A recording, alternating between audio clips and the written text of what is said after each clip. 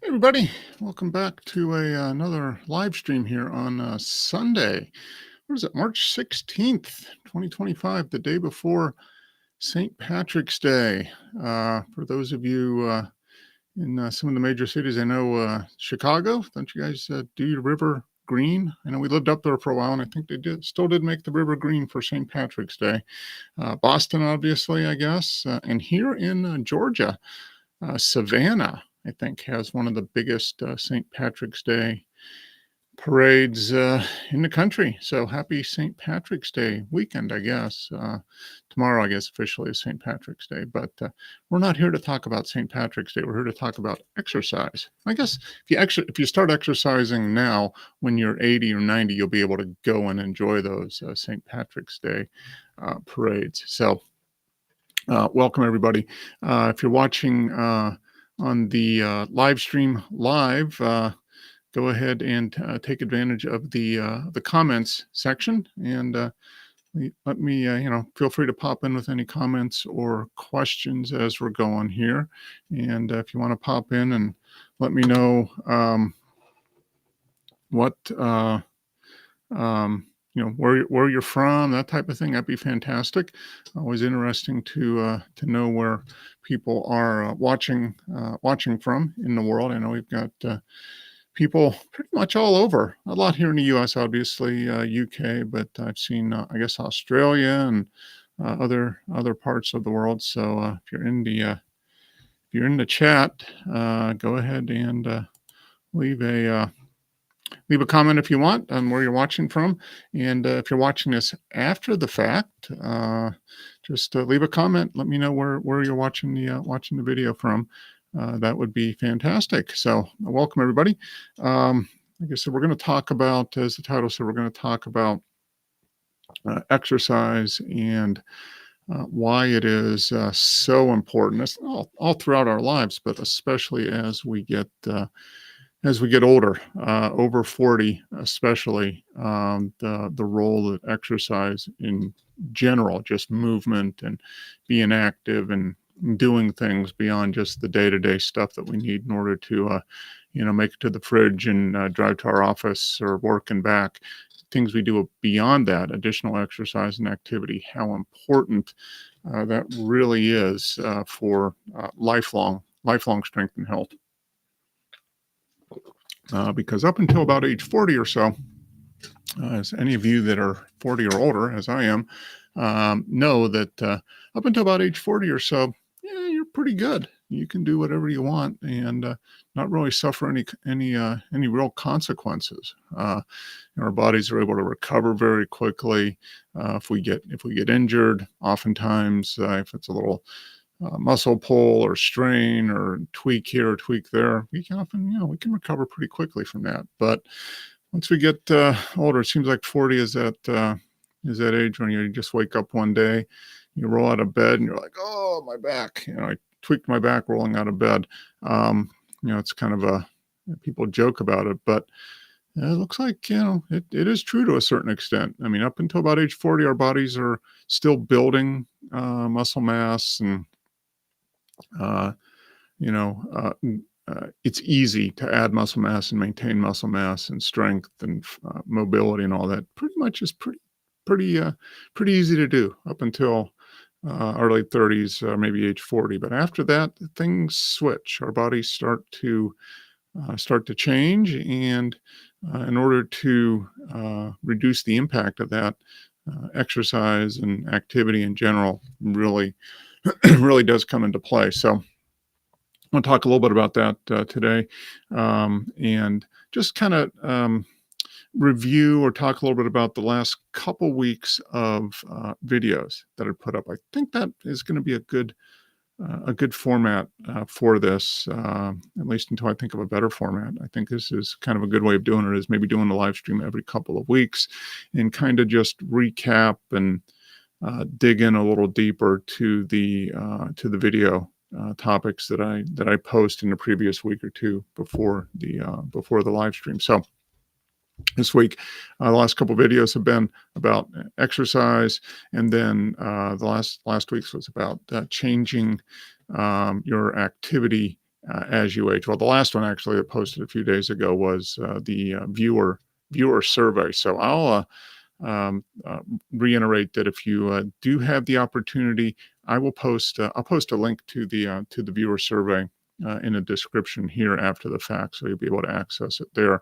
But if you are watching live or after the fact and you just want to participate and help me make the channel better and more relevant to all of you that are watching and following along and subscribing and sharing these videos, uh, anything you can do to help me make this better content, more relatable, more applicable, more specific to you and your particular situation, that's what the viewer survey is for. So there's a link. I posted a link in the community page in the post tab on the channel as well. But the video I released on, what was that, the 13th, Thursday? Yeah, Thursday the 13th, talks about it, and it has a link to it as well. So if you get a chance, I really appreciate any feedback and input on that.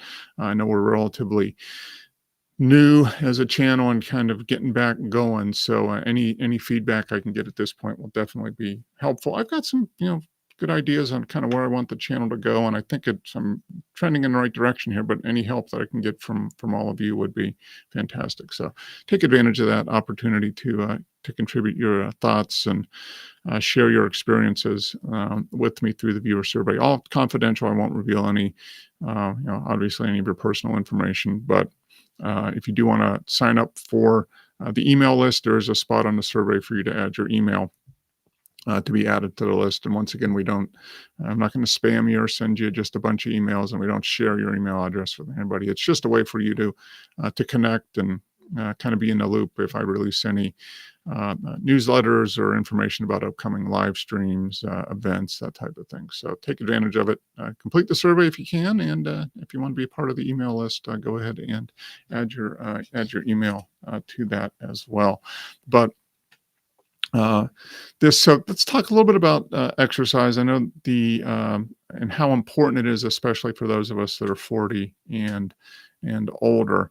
And it's something that we don't think about. We just kind of end up going through through life. We get busy with career, family, other stuff that we're interested in. Before we know it, we're maybe in our mid to late 40s, 50s, maybe even mid to late 50s, and you really start noticing a noticeable decline in your ability to do just basic activities that maybe 15, 20 years ago, when you were in your 30s, mid 20s to early late 30s, was pretty easy. Oftentimes it comes down to just your ability to maybe go for a brisk walk or hike or something. If you haven't been active, that's when it starts catching up to you.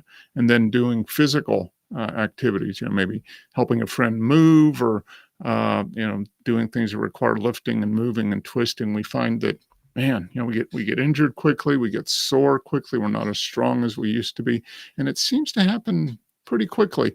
But the reality is, if we're not pushing our bodies or using our bodies and training our bodies, it just tends to accumulate, and then tends to hit us pretty suddenly. But it's really the result of the previous years of not being as active and not exercising. So very, very important to take exercise seriously as much as you can, especially as you do get older. The statistics and the research around it are pretty, I think, pretty conclusive at this point, that if we don't actively move our body and intentionally exercise, both aerobic as well as strength training, we start to pay a price later on in life. And it's usually in our 50s and 60s that we really start to notice that.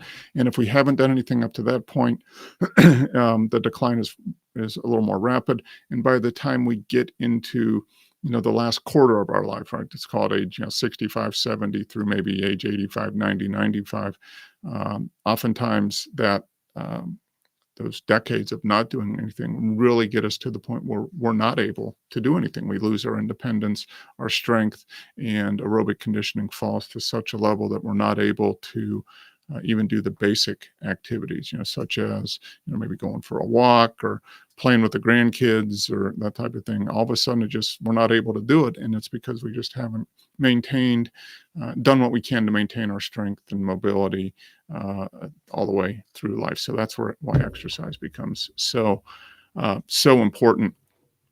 And so the question is, a couple of things, and most people ask is, well, what do I need to do, right? What kind of exercise do I need to do? I don't want to start training. People say, I don't want to become a bodybuilder. I don't want to run a marathon. I don't want to do an Ironman. I don't want to do CrossFit. What do I need to do just to maintain my lifestyle and mobility as I am now? So that's usually the first thing. People that they don't want to train for a specific event, but they want to know, hey, if I need to exercise, what do I need to do? And then the other thing is, how many people are actually exercising at this point? And that's something that's kind of interesting. Maybe we'll start with that. So let me go ahead and share a little article that I found here, and I'll make it flip-flop it. There we go. Okay, looks a little better. So this is an article by what is it? National. I think it's through the National Institutes of Health, National Health Interview Survey, done in 2020, and it's just talking about what percentage of people are actually exercising. What percentage of adults are actually exercising on a regular basis. So this chart's kind of interesting. Percentage of adults aged 18 and over who met the 2018 physical activity guidelines for Americans for aerobic and muscle strengthening activities. So the general guidelines are, you've probably heard it, 150 minutes of moderate to vigorous aerobic exercise each week, and then 2 days of strength training each week. So using those guidelines, what we've got here, it's kind of interesting. People that met the percentage of people is on the up and down here in this chart, and people that didn't do anything is they met neither. So they didn't meet the aerobic guidelines of 150 active minutes, nor did they meet the strength training or resistance training guidelines of 2 days a week. 46.3. And then people that met aerobic only. So think of people that are maybe going to the gym and working on the treadmill or the elliptical, or maybe doing Peloton or that type of thing, is about 23% of the population. And so you add those two together, 46 and 23 is 73% of people either weren't doing anything or only doing one thing, which when most people think of exercise, they think of, I think, especially in today's society, they think of aerobic as exercise. And it's important, but it's kind of missing the strength training part. So that's about 69%, 70% of people there. Now, about 24% in this medium green area here, they met both the aerobic and muscle strengthening exercises. So 24% of people met the guidelines for both aerobic and strength training. And about a little under 7% of people met strength training only. So kind of interesting. So then they kind of break it down. People who met, the percentage of the people that met muscle strengthening guidelines alone is about 31%, either within the context of just doing strength training only, or the people that met both aerobic and strength training. And then who met aerobic guidelines of 46.9%. So that's people that did either just aerobics by themselves or aerobic and strength training.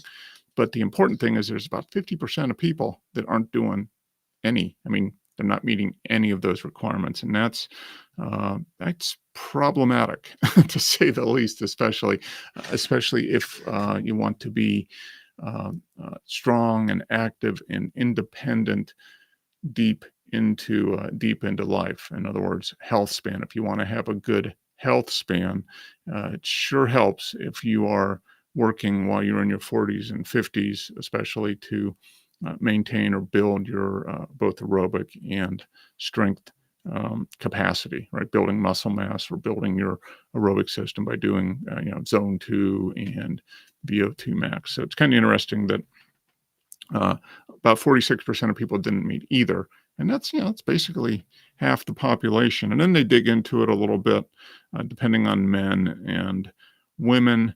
Um, meet the meet the requirements.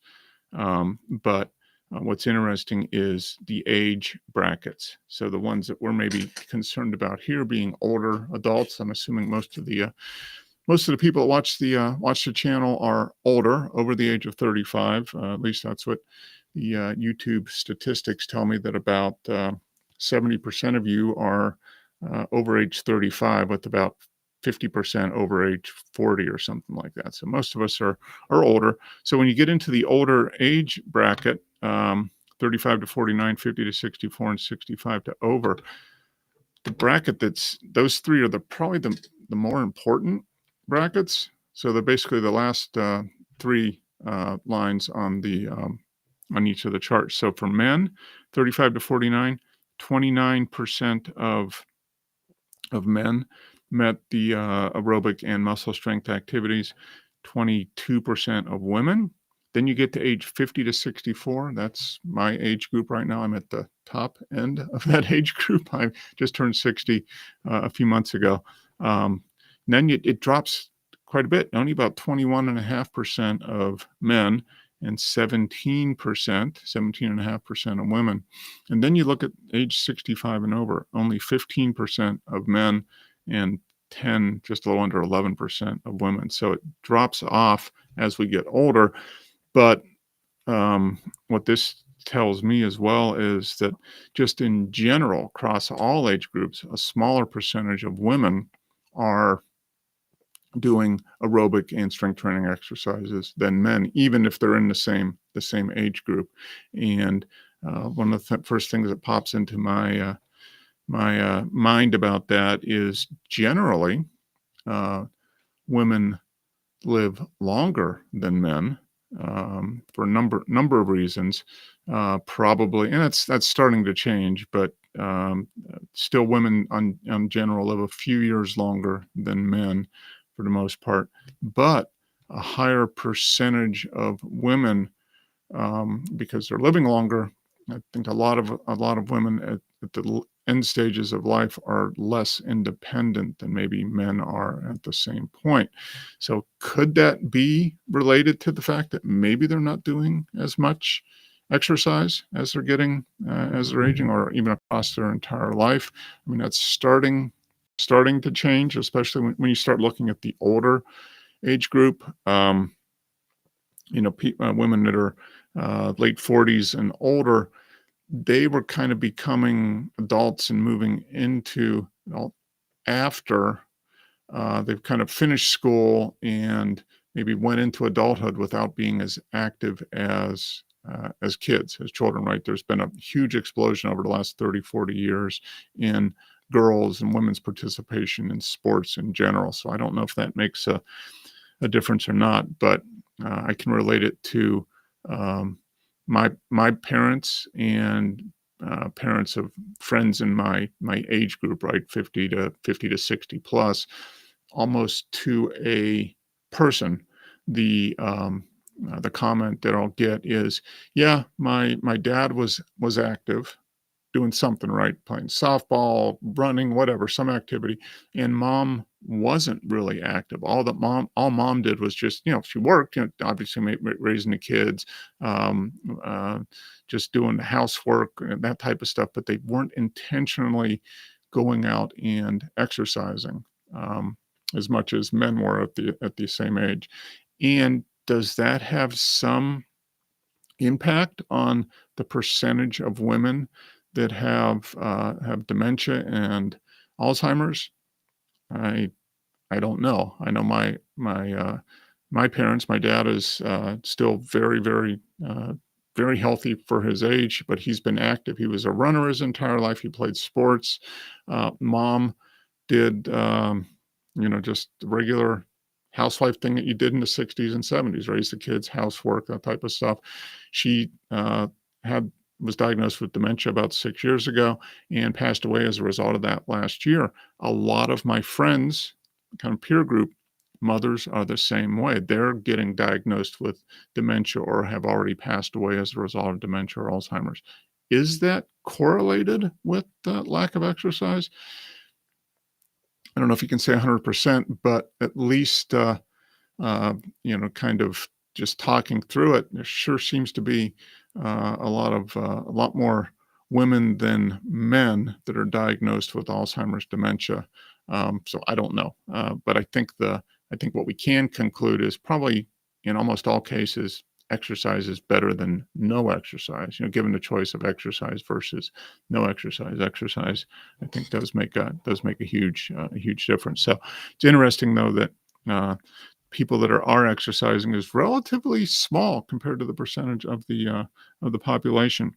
And then they kind of break it down by race as well: non-Hispanic white, non-Hispanic black, Hispanic, and non-Hispanic Asian, men and women. And once again, women across all racial groups are exercising less than men. So it's kind of interesting, and it's starting to change. But the vast majority of people still aren't exercising. So maybe the thing to learn from that is, hey, let's see what we can do to start exercising. And if you're watching this and maybe you haven't exercised, you've never exercised, or maybe you were active as a child or young adult, but here you are maybe in your 40s, 50s, or 60s, and you haven't been active for years or decades, it's never too late to start. And you can get a lot of benefits by starting at any age and making a concerted effort to get out and increase that activity and build your aerobic capacity and strength. So, the question is, how much are we talking about as far as loss? What do people lose as we get older? And I'm going to talk specifically about muscle strength, muscle mass, and muscle strength. And the numbers are actually pretty shocking. That the amount of muscle mass and strength that is lost as we get older. And I just pulled up real quickly another article. This was from it was from the National Institutes of Health, I believe, and the article was titled, what was the art? Strength and muscle mass loss with aging. So age and strength loss. Let me go ahead and change the screen, and there we go. Okay, so there we go. So the strength and muscle mass loss. So the aim of the study was to investigate these changes in muscle mass and strength. And they're saying that muscle mass and strength starts declining essentially in your 30s, but so somewhere in your 30s to 40s, that's when you really start noticing a decline in muscle mass and muscle strength. And so that you've got all the stats. I'll post links to both of these articles in the description below after the live stream. So if you want to revisit and read through these yourselves, so the links will be down there as well as a link to the viewer survey. So I'll post those after the fact here. But essentially, they're saying that the muscular system accounts for about 40% of the total body mass, and about 75, and human body cell mass consists of 75% muscle cells. So there's a lot of our body is muscle, and anything we can do to maintain that or keep that muscle for as long as possible is going to be beneficial. Now, they say that the maximum physical capacity comprises the decade between the 20th and 30th year of life. That's, in other words, when we have our highest muscle mass, our most muscle. And between the 30th and 50 years, muscle mass, power, and strength start to decline, but are still relatively small. But then this study, as well as lots of others, have come to the conclusion that once you get past your mid 40s to early 50s, what they call pronounced changes, in other words, changes that are fairly dramatic, happen pretty quickly. So what they say here is that pronounced changes with aging occur after the 50th life year, with more than 15% strength loss per decade. And this is that's pretty significant. 15% strength loss per decade. So if you kind of go with their study that, the 50th year, let's call that you're 100%, whatever you are at that point, 100%. By the time you are 70, right, 2 decades later, if you lose just that minimum of 15% per decade, now you're at 30. You make it to 80, you're down to you're down to 70%. If you make it to 80, you're down to 55%. So it drops off pretty significantly. And the problem with that is if you're starting at a minimal spot to begin with, let's just assume, you reach your peak muscle mass and you're not doing any strength training at all, then you're starting with a lower number, right? And if you lose 15% per decade off of that, each decade you're going lower and lower and lower. So if you start here and you lose 30%, you're down here. But if you are actively strength training and working to maintain or build your muscle mass, maybe you're starting here, and then you lose 30. So even after the loss, you're higher than you were when you started. And that's the goal. The goal isn't to some people will have this as a goal, is to keep increasing muscle mass as long as possible, and be a bodybuilder, that type of thing, which is fine. But the goal really is to just build up muscle mass as much as we can before we get to probably our 60s or 70s, and then by doing that will, the inevitable decline that we experience as we get older is going to happen. But if we're starting from a higher level, we'll end up at a higher level, right? If we start higher and we lose 50%, we're still going to be higher than if we started here and lose 50%. So that's really the goal. And so important. People don't think about it because stuff is easy to do. You can do all the things that you want to do pretty easily until probably your 40s, 50s, maybe even early 60s. But by the time you start noticing that decline, then you really have to work to catch up.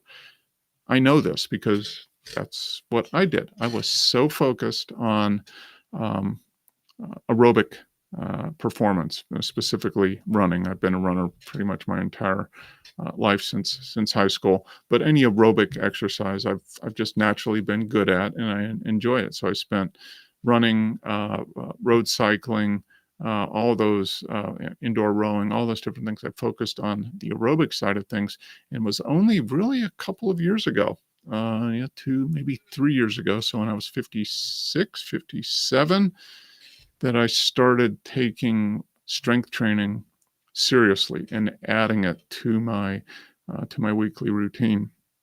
And I've had to work pretty hard, just more consistent than anything, and follow kind of a structured program of doing the strength training 2 to 3 days every week since then. Now I've added a lot of muscle mass. I'm still, as you can tell, I'm not a big guy, but I'm a lot bigger than I was 3 years ago.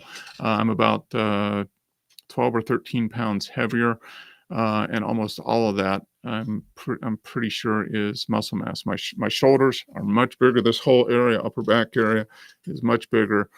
Shoulders, back area here, chest to the pecs, lower back is stronger.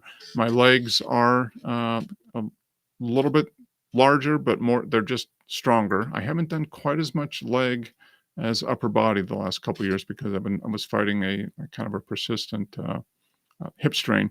But in the last year or so, I've been able to ramp that up. So I'm stronger now at age 60 than I've ever been. But what if I had started when I was 30 doing strength training in addition to the aerobic? Now maybe I wouldn't have run as fast a 10K or half marathon when I was 55 than um, if I had been strength training, for 15 years prior to that, because I probably would have been a little heavier, had a little more muscle mass, but I probably wouldn't have gotten injured like I did, and I would have more. Maybe I would be 180 or 185 instead of 175. When I was in my peak running, I was 155 to 160, maybe 165. Now I'm a solid 173 to 178, just depending on the day, typically fluid. But that extra 10 pounds makes a huge difference. If I had had that on my body 10 years ago, maybe I wouldn't have gotten injured. But the point is, I've had to work at building strength, and I've gotten great results from it. And it can be done. So I think that's the important thing. But what if I just done that a little earlier in life? I wouldn't have probably had to work as hard. I would have been able to build more muscle mass when my body was still easily able to add strength and muscle mass. So something to be said for that. My goal now is, not to win any strength competitions, but just to maintain as much strength as possible for as deep into life as possible. So hopefully, 30 years from now, I'll be doing a live stream 30 years from now, I'll be 90. Okay. Hopefully I'm still alive at 90. I'd like to be alive at 90, especially if I'm still active. Hopefully I'll be able to do all the activities that I want to do 30 years from now that I enjoy now, right? I won't be able to run a fast 5K, but I'd like to be able to go for a hike on a trail, go traveling, carry my own luggage, not need assistance getting through the airport or traveling, be able to go where I want, walk to the store, go for a hike on a trail, carry my own groceries, play with kids, just be active. And that's what doing the strength training and exercise now will pay dividends later. So that's really the key. Now the question is, sometimes people are like, well, what do I need to do to get started? Actually, surprisingly little, especially if you are coming from a spot of not exercising much at all. Anything you do is going to have a positive impact. So if you can think about, now I'm going to say this after you go meet with a qualified medical professional, your doctor, get the approval, make sure everything is good, that you're able to start a regular exercise program. Once you get the okay, then I think it makes sense to start. And you want to start small, you want to start easy, and you want to start with something that is enjoyable for you to do. You don't have to go out and start running if you don't enjoy running. Maybe you enjoy going for a walk. Well, go out for more walks. Start with walking. You can be incredibly impacted by just walking on a daily basis. Starting off slow. The great thing about walking is it's 100% scalable. You can start off walking as slow as as you have to in order to remain comfortable. And as you build your fitness, you can walk faster and faster and faster. And you can walk farther and farther and farther. So walking is a great way to get started. And it's impact, but it's not high impact on the body. I mean, it's not near as impactful as high impact as running. But it is weight bearing, which is important for maintaining bone density and helping maintain muscle mass. So from an aerobic side of things, you can start walking. Maybe it's just going out for, walking to the end of your street after dinner. Start at whatever you can and just work on building that habit of walking on a daily basis. Maybe it's 10 minutes every day. And then you can work up to walking longer and longer. And then once your fitness builds, you can start walking a little faster. Maybe you can start walking up hills, or maybe adding weight to your back. Rucking is a popular way of increasing the difficulty of walking. But even doing that, walking is still something that you can participate in a group. You can still go out with a group of your friends and be outside in nature, getting exercise, and still being able to carry on a conversation and maintain those social connections. So that's really important. So from the aerobic side of things, you can start with walking. Now, if you want to add intensity to that, you can go into the gym and use a treadmill and increase the incline. You could start jogging, run walking, where maybe you run for a minute, walk for 2 minutes, that type of thing.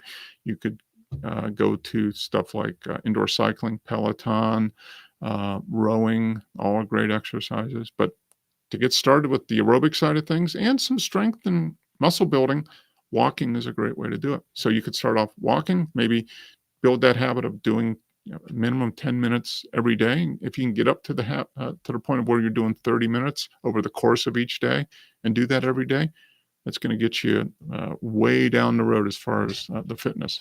And then from the strength training side of things, once again, you don't have to join a gym. You can start off just in your home doing simple body weight exercises, things like push-ups, body weight squats, some kind of pull-up, even something as simple as pulling yourself, pulling yourself up to a table, or pushing yourself away. If you can't do a full push-up on the floor, you can start doing push-ups on the wall. Put your arms on the wall and push yourself that way. And then as you get stronger, you can drop down. So you can make a lot of progress without having to buy a single weight or join a gym, just by doing basic body weight exercises, and use that to once again build the habit, build the muscle memory, right? Get your body used to working, and then build from there. Just doing that a couple days a week, and then the other days a week doing some walking to get going. And then once you get that aerobic engine built up a little bit, then you can start introducing some harder sessions of walking. So maybe you go out for a 30-minute walk. Maybe it's on a treadmill or outside. Maybe you walk easy for 10 minutes, kind of get warmed up. Then for 10 minutes, you walk at a really brisk pace, and then you cool down for 10 minutes. So over that 30 minutes, you're doing 20 minutes easy with 10 minutes hard. Then you can introduce maybe run walk intervals. And then from the body weight exercise, you can start doing simple exercise, like I said, push-ups or pull-ups or squats, and just start from wherever you can, do whatever you can, and just take your time. You don't have to get sore. You might be the first couple times because you're working muscles you haven't worked, but you shouldn't be sore after every strength training session for sure. But you can progress, and then when you get to the point where you're easily able to do, say, maybe 3 sets of 10 regular traditional push-ups, like you see it, Jack LaLanne, if you remember him back in the day, the regular push-ups, then you can think about maybe adding some weight or body weight squats, when you can do 3 sets of 10, maybe of full body weight squats, where you're going all the way down, your knees and hips are parallel to the floor, and then back up. Then you can think about maybe adding some weight and adding some resistance. But until then, just the act of using your body weight will make a huge difference. And if you do that, you're going to be ahead of, 50% of the people just there, because 50% of the people don't do anything. So anything you do is going to put you in the upper half just from the beginning. And then by building that over time, you're going to build the habit. You're going to start seeing results from it. That'll motivate you to do a little bit more and a little bit more. And you'll build the habit of exercise and activity over the rest of your life. And that's really the goal. So I hope that's helpful. Kind of give you a little bit more of insight into the importance of exercise and what the benefits are. I guess the important thing is it's long-term. Don't worry about short-term results. Don't worry about, getting a six-pack in 10 days or whatever, whatever stuff you see out there. Focus on consistency, starting at a level that is easy for you to do, and then gradually over time build that consistency and increase the difficulty a little bit each time.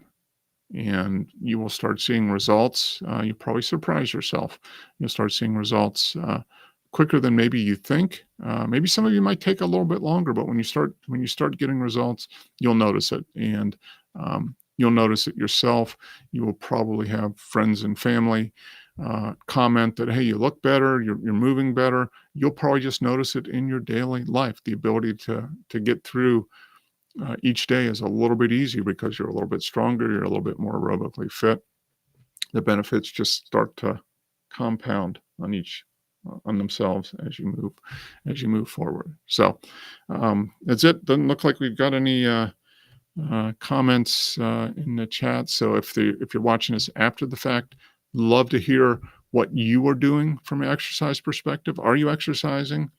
Have you been, or are you about ready to start? Are you looking forward to starting? Do you have any questions about how to get started? Leave a comment down there, and I will do my best to answer and reply to as many comments as I can. If there's something specific that you would like me to address, either in one of the videos or in a future live stream, let me know in the comments as well. I've got a lot of ideas for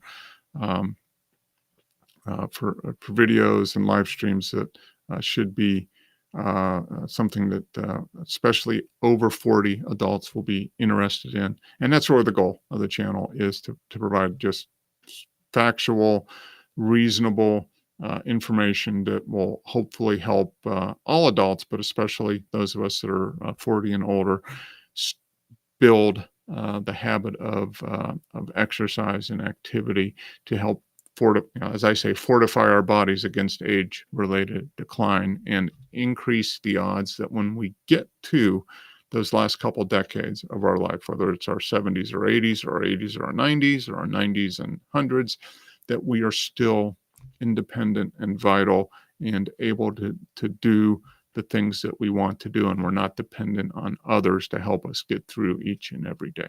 That's really the goal, is just lifelong, as I say, lifelong strength and health, so you can be independent and enjoy your life for as long as possible into life. That's all I got for today, I guess. Leave your comments, any questions or comments or suggestions for other people, things that you found helpful. Let us know in the comments, and stay tuned. I'm getting on the schedule of posting videos. I think Thursday seems to work pretty good, so I'll try to post a video every Thursday. So if you haven't subscribed and you'd like to, go ahead and hit that subscribe button. Give the thumbs up. That always helps. It helps spread the word about what we're doing here at the Fitness Roadmap to others. So if you got value out of this or any of the other content that I put out, videos, audio, if you're listening to this as a podcast, because I do take the videos and the live streams and put them into a podcast feed like Spotify, Apple, Amazon. If you're listening to it there, leave a comment on your favorite podcast reader, maybe podcast player, and share it with others. And if you want to pop over to the YouTube channel, just look up the Fitness Roadmap on YouTube, and you'll find us. And love to have you as part of the community here as well. That is it. Hope you all have a good rest of the weekend, what's left of it. And I think we'll do another live stream 2 weeks from today. So that would be the 30th of March. I think that's a pretty good schedule for live streams. So every 2 weeks, Sunday, 4 p.m. Eastern. So look to see you there. And got a couple weeks until the next live stream, but I think that'll work out pretty good. So until then, until the next video later on this week, take care. Enjoy the journey. As I always say, be well. All right. See you later.